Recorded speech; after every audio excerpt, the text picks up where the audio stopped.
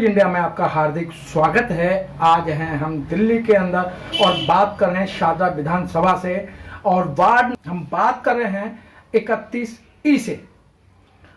चुनाव का बुगुल बच चुका है और चुनाव की सरगर्मियां बहुत तेज हो चुकी हैं। जिन लोगों को उम्मीद है कि हम चुनाव में आएंगे और अभी तक जो एक रोकथाम थी वो था कि सीटों का बंटवारा कैसे होगा। अब चुनाव आयोग की तरफ से सीटों का बंटवारा भी हो चुका है कि कौन सी जनरल सीट होगी, कौन सी एससी सीट होगी। और जब हम बात कर रहे हैं 31E, ये एससी सीट महिला सीट है, क्या ऐसा ही है ना मैडम जी? आइए हम बात करते हैं जिस तरीके से चुनाव, एक नाम से ही चुनाव जो है एक डिक्लेयर हो जाता है कि हमें चुनाव करना है। हम कपड़े पहनते तो चुनाव करते हैं, हम ब्याह शादी करते हैं तो लड़की का चुनाव करना होता है, बहू का चुनाव करना होता है। उसी तरीके से नेता का चुनाव करना होता है। नेता दो तरीके से चुनाव होता है, एक आर्टिफिशियल तरीके से और एक प्रकृति से। जो आर्टिफिशियल होगा वो बन के आएगा, आपके बारे में अनाप शनाप बात कहेगा, हम ये दे देंगे वो दे देंगे, उसके दायरे में भी नहीं होता है फिर भी बोल देता है। लेकिन जो एक प्रकृति से जो आपके बीच में आएगा उसके अंदर कोई छल कपट नहीं होगी। तो हमें इन दोनों में से किसको चुनना होता है। अभी तक बात आती है कि हम उन लोगों को चुनते हैं जो लोग आर्टिफिशियल मुखड़ा लेके आ जाते हैं और बाद में उनका कोई वजूद नहीं होता। इसी संदर्भ में हमारे बीच में सुनीता गौतम जी, आपका नेशनल इंडिया में आपका हार्दिक स्वागत है। सुनीता जी, जिस तरीके से बुगुल बच चुका है और आप कांग्रेस की इतनी पुरानी लीडर रही हैं, इतनी पुरानी कार्यकर्ता रही हैं, अब तो ये रिजर्व सीट हो गई है, तो क्या लगता है कि आपको इस रिजर्व सीट से सरकार? तो उम्मीद यही रखती हूँ कि मेरा पूरा टाइम कांग्रेस में बीत गया है। मेरा टाइम पूरी कांग्रेस की सेवा में बीत गया है। जब मैं कांग्रेस में पहली बार आई, मेरे बहुत छोटे छोटे बच्चे थे और मैं आज तक कांग्रेस की इतनी बुरी स्थिति आई, परिस्थिति आई, सब लोग कांग्रेस को छोड़ छोड़ के भाग गए, मगर मैं हमारे विधायक डॉक्टर नरेंद्र नाथ जी के साथ वहीं एक स्तंभ बन के खड़ी रही। तो आज मैं यही उम्मीद करती हूँ, जनता अगर मुझे मेरा काम और डॉक्टर साहब के प्रति मेरी सच्ची निष्ठा देखती है तो मुझे एमसीडी में चुने। और जब मैं चुनी जाती हूँ कॉर्पोरेशन के इलेक्शन में, तो मैं लोगों के बीच में एक कार्यकर्ता के नाते इतनी सेवा करूँगी कि मुझे और कुछ नहीं चाहिए। मैं कांग्रेस के लिए, सेवा के लिए बनी हूँ और हमेशा सेवा करती आई हूँ। आज तक भी कहीं भी कांग्रेस का कोई भी प्रदर्शन, कोई भी नारियों पे आक्रमण या कोई भी चीज ऐसी आई है जिसके कारण मेरे को कहीं भी सहयोग चाहिए तो मैं वहां पहुंची हूँ। सुनीता जी, देखने में ये आया है कि जिन लोगों ने जब कांग्रेस को छोड़ के चले गए थे और कार्यकर्ता भी नहीं थे, आज वही लोग एक बरसाती मेंढक की तरह अब जब रिजर्व सीट हो गई है तो अपने महिलाओं को दिखा रहे हैं, पोस्टर छपवा रहे हैं दुनिया भर के। और जब कहीं आंदोलन था या SC ST की बात करें, वो कहीं नहीं दिखाई देते, आज वो दौड़ में हैं। मैं उस चीज को नहीं मानती। देखो, एक मैं तो जमीन से जुड़ी हुई कार्यकर्ता हूँ, मेरे सामने कोई भी है, सभी का अधिकार है, सभी को है। मगर ये तो हमारी आला कमान जो हमारे ऊपर बैठे हुए हैं, वो लोग तय करेंगे कौन क्या काम कर सकता है और कौन मजबूत है, क्या है, ये उनको ही फैसला लेना है। और वो जो मेरी कांग्रेस सरकार, कांग्रेस के मेरे आला कमान सोनिया जी, प्रियंका जी, हमारे अनिल चौधरी जी, डॉक्टर नरेंद्र नाथ जी और जितने भी हमारे वरिष्ठ जो हमारे कांग्रेस के पद अधिकारी हैं, वो देखेंगे कि किसने कब क्या काम किया है। मुझे इन बरसाती मेंढकों से या इनसे मुझे कोई वो नहीं है। मैंने काम किया है और काम कर रही हूँ और करती रहूंगी कांग्रेस पार्टी के प्रति। जो वो मुझे जिम्मेवारी देंगे उसे बड़े निष्ठा और निस्वार्थ मैं निभाऊंगी। तो मैडम, बहुत अच्छी बात कही है आपने। जब आप फील्ड में जाएंगे तो आप जो वोटर हैं उनको क्या आश्वासन देंगे, उन वोटरों से किस तरीके से वोट मांगेंगी? जी, एक तो मैं पहले ये बताना चाहती हूँ कि जो ये दो सरकार बनी है, केंद्र में भी और स्टेट लेवल पे भी, इन दोनों सरकारों ने आज देश का इतना विनाश कर दिया है। हर युवा बेरोजगार है और ऊपर से ये केजरीवाल जी, घर घर हर मोहल्ले में इन्होंने शराब के ठेके खुलवा दिए हैं। जो युवा कमाएगा वो युवा सुबह पड़ोस से निकलेगा तो शराब के ठेके देखेगा, वो काम की बजाय उन ठेकों पे जाके खड़ा हो जाएगा। और आज तो इतनी गिरी हुई हरकत करी हुई है केजरीवाल जी ने कि एक पेटी के साथ एक पेटी फ्री दे रहे हैं, एक पेटी के साथ एक पेटी फ्री दे रहे हैं। हाँ। लोग सब काम छोड़ के लाइनों में लगे पड़े हैं, क्योंकि उन्हें लालच दे दे के पैसे वाले लोग दारू खरीदवा रहे हैं। तो काम की वजह ये है, हम केजरीवाल जी से ये कहते हैं, हमें शराब के ठेके नहीं, हमें स्कूल दें, कॉलेज दें, हॉस्पिटल अच्छे दें। जो कांग्रेस सरकार के बने हुए हॉस्पिटल और स्कूल है उन्हीं को लीपापोती ना करें, एक नया कुछ वो दें। और ये देखो, जनता ने को दिल्ली की नहीं ने चुना कि इनकी बातों पे आके, इनके झूठे जुमलों में आके, कि हमारी कांग्रेस सरकार को इन्होंने, जब एक रेप केस हुआ था निर्भया कांड, उसमें नारी सुरक्षा की बात करी।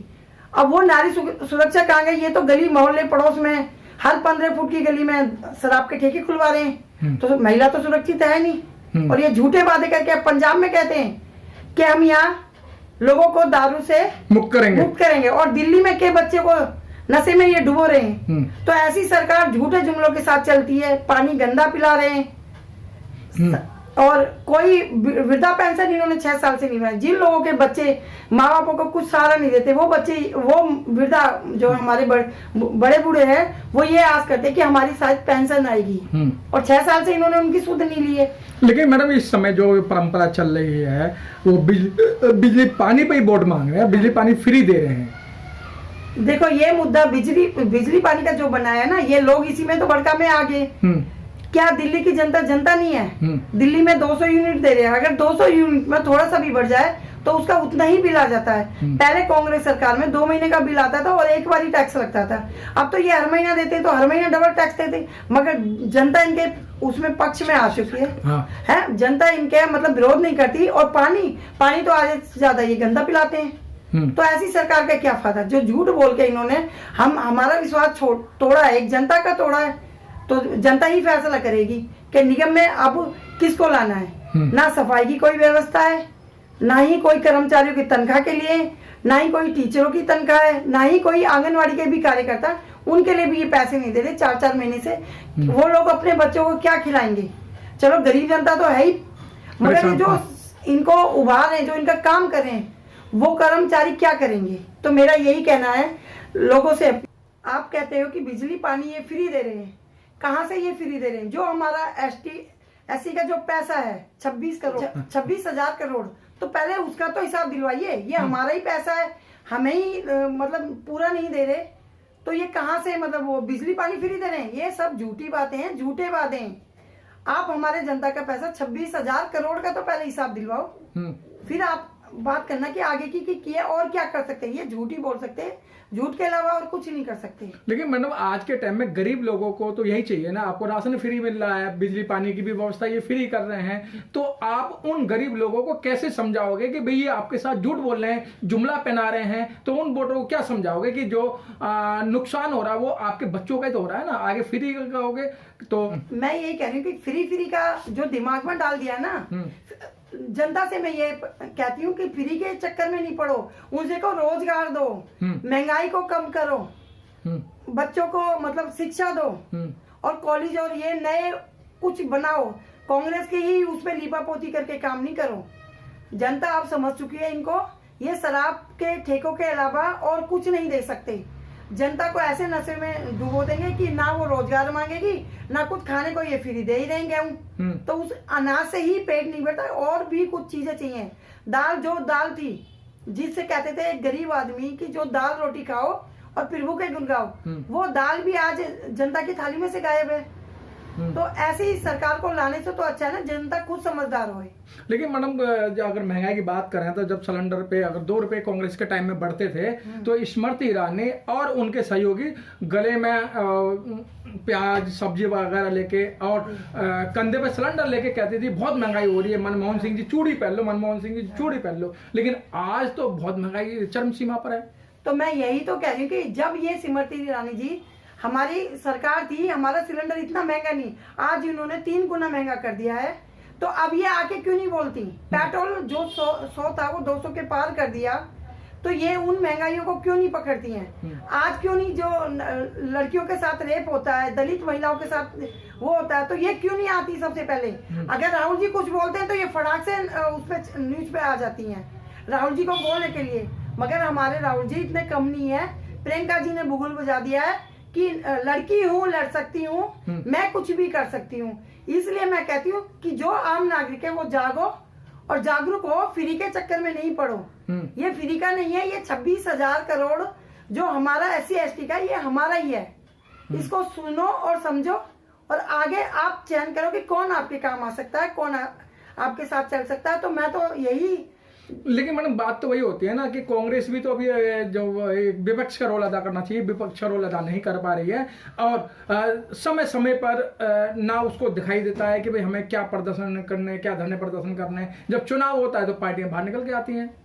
ये आप गलत कह रहे हो।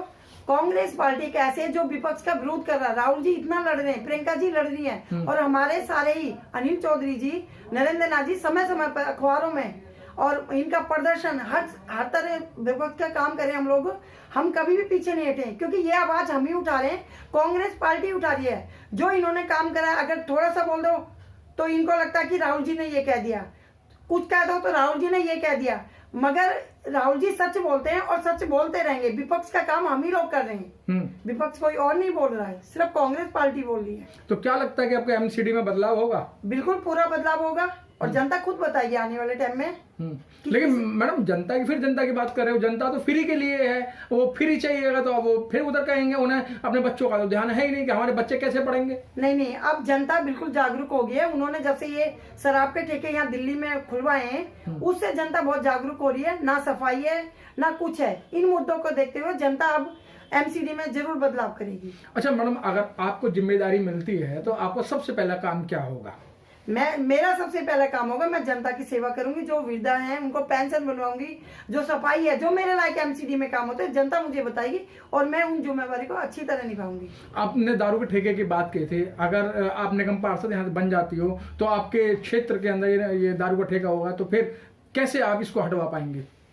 देखो मैं अभी तो जनता को मैं तो अभी कुछ हूँ नहीं। अगर जनता मुझे लाएगी, मेरे साथ मिलके मेरे साथ सपोर्ट करेगी, तो जो भी होगा उस जिम्मेवारी को मैं पूरी तरह निभाऊंगी कि ये ठेका हमारी कॉलोनी की जो शान थी, गोवर्धन बिहारी कॉलोनी, वो सारी शान पे दब्बा लग गया है। आज एंट्री में घुसते ही दारू का ठेका, शराब का ठेका हमारी कॉलोनी की पहचान हो जाएगी। तो हम चाहते हैं, हम नहीं, पूरी हमारी कॉलोनी चाहती है कि ये शराब का ठेका हटे यहाँ से और हमारे बच्चे सुरक्षित रहे, हमारी बेटियां सुरक्षित आए। और सुरक्षित का ही वादा केजरीवाल जी ने कहा था कि मैं महिलाओं की सुरक्षा करूंगा। तो अब केजरीवाल जी क्यों नहीं कर रहे? ये सुरक्षा करें, ये तो शराब के ठेके। लेकिन मैडम, जो जिस विधानसभा के अंदर ठेके खोले जाते तो उसकी NOC जो है मेंबर ऑफ पार्लियामेंट देता है, उसकी NOC जो है विधायक देता है। तो विधायक की क्या रिस्पॉन्सिबिलिटी है? देखो विधायक तो हमारे नहीं, अब ये केजरीवाल के ही विधायक है MCD में, और उसमें निगम में MCD है, ठीक है, BJP है, तो दोनों ही मिलकर 60 गांठ है इनकी। तो मैं तो इनसे यही कहती हूँ कि ये घर गृहस्थियों को किसी की बर्बाद न करें। जो महिलाओं के पैसे जुड़े हुए हैं वो ले जा के एक के साथ एक फ्री के चक्कर में ना पड़े लोग, और सच्ची श्रद्धा से इन चीजों को हटाएं और देश को आगे बढ़ाएं। देश को बचाना है तो ये ठेके बंद करने ही पड़ेंगे इनको। अच्छा मैडम, चलते चलते आप यहाँ की जो 31 वार्ड की जो जनता है, और आपको चैनल के माध्यम से, नेशन न्यूज इंडिया के माध्यम से आपको लाखों लोग देख रहे हैं और दिल्ली नहीं आपको विदेश के लोग भी देख रहे हैं, तो क्या अपील करना चाहती हो? मैं यही अपील करती हूँ कि जनता को रोजगार दो, महंगाई को कम करो, शराब के ठेके बंद करो, और जो वृद्धा है या उनकी पेंशन जो 6 साल से इन्होंने नहीं बनाई उसको चालू करो। जिनके पैसे रुके उनको दो, नए स्कूल बनाओ, नए कॉलेज बनाओ और बेरोजगारी को हटाओ, बेरोजगार दिलाओ। बहुत बहुत धन्यवाद। आप थे हमारे बीच में सुनीता गौतम जी ने बहुत विस्तार से बताया कि जो दारू के ठेके हैं, ये दारू के ठेके वहीं खोले जाते हैं जहां मिलन बस्तियां होती हैं, जहां दलित समाज के लोग होते हैं, कि उनको किस तरीके से बरगलाया जाए, उनको किस तरीके से बेकार किया जाए। क्योंकि जहां स्कूल खोलने वाली बात है, जैसे सुनीता जी ने बोला कि जो स्कूल थे कांग्रेस के टाइम में थे और अभी तक सरकार ने ना तो स्कूल खोले ना ही ऐसी कोई सुविधा की है। तो इन सब चीजों को अगर आपको प्राप्त करनी है तो आप फ्री के साधन में ना जाएं। बिजली पानी की बात या और किसी फ्री की बात करें तो जैसे सुनीता जी ने बताया कि 26,000 करोड़ रुपए का हिसाब दें, क्योंकि जो SC/ST का जो स्कॉलरशिप है या बच्चों को पढ़ाने के लिए जो पैसा दिया जाता था, आज तक उस पैसे का केजरीवाल जी हिसाब नहीं दे रहे हैं। तो इन सब चीजों को देखते हुए जो आने वाला समय है, आप पढ़े लिखे लोग हो सकते हैं, आप पढ़े बुद्धिजीवी लोग हो सकते हैं, तो आपको निर्णय करना है कौन सी सरकार को आपको लाना है। कैमरामैन गौतम के साथ मनोज पिप्पल, दिल्ली से।